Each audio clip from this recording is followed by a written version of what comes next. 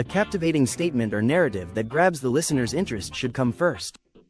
Emphasize the significance of emotions and how they affect the choices we make on a daily basis.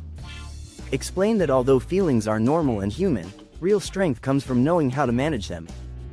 Go on to discuss how achieving emotional control may result in improved relationships, inner serenity, and personal achievement.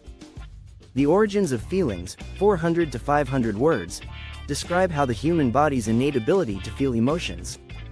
Everyone goes through highs and lows, feelings of joy, rage, grief, enthusiasm, etc. Discuss how feelings don't always have to determine our behaviors. They might operate as signals from our surroundings or inner thoughts. Present the notion that a lot of individuals let their emotions rule them and are more often reactive to them than proactive. Give instances of when out-of-control emotions have resulted in bad things happening, such conflicts or missed chances. Why it's empowering to control your emotions, 400 to 500 words. Talk about the advantages of emotional regulation, such better decision-making and the capacity to remain composed under duress. Draw attention to the distinction between repressing and regulating emotions. Restraining emotions can result in mental health problems or prolonged stress. Regulating emotions is about deciding how to react to them. Give instances of well-known people, such as sportsmen or prosperous businesspeople, who credit emotional fortitude for their achievements. Mention how developing strong, enduring relationships also requires emotional self-control. The Emotional Control Science, 500-600 words. Examine the scientific data about the brain's emotional processing, with particular attention to the prefrontal cortex and the amygdala. Talk about the concept of emotional intelligence, EQ, and how it outpredicts success more accurately than IQ. Bring up the studies on mindfulness and meditation, which show that these techniques may genuinely alter the structure of the brain to improve emotional regulation.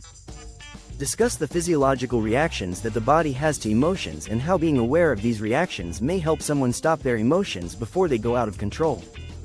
Effective techniques for managing your emotions, 600-700 words, provide the listener with doable strategies to begin gaining emotional control. Encourage the audience to be mindful and aware of their feelings, observing them without passing judgment as they occur. Breathing techniques. Describe how, in situations where emotions feel overpowering, deep breathing may help to relax the body and mind. Teach people how to reframe emotionally charged situations from a different perspective by using cognitive reframing. Journaling. To better understand and process emotions, write them down. Healthy outlets. Emphasize the value of discovering healthy outlets for emotions, such as engaging in creative endeavors, physical activity, or conversation with others. Delayed response. Stress the value of taking a moment to think things through and formulate a plan of action before acting. Relationships and emotional control, 400 to 500 words. Talk about the immediate effects that emotional regulation has on relationships, both personal and professional. Discuss how mastering the skills of listening, regulating, and reacting to others' emotions is equally important as mastering your own. Tell tales of how managing your emotions may help you avoid confrontations and create closer bonds with your loved ones, coworkers, and friends. Overcoming emotional regulation difficulties, 400 to 500 words.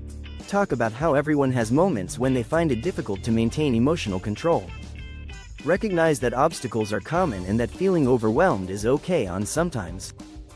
Provide coping mechanisms for times when things don't go as planned, such self-compassion, asking for help, and building resilience. Mention how managing one's emotions is a lifetime skill that gets better with practice. Final thoughts, 200-300 words. Conclude by reminding the audience that although emotions have great power, that power can be used to propel achievement and personal development. Reiterate the main ideas. Managing emotions results in a more tranquil, prosperous, and meaningful existence and is not the same as suppressing them. Conclude with an inspiring call to action, imploring the audience to begin their emotional mastery path right now.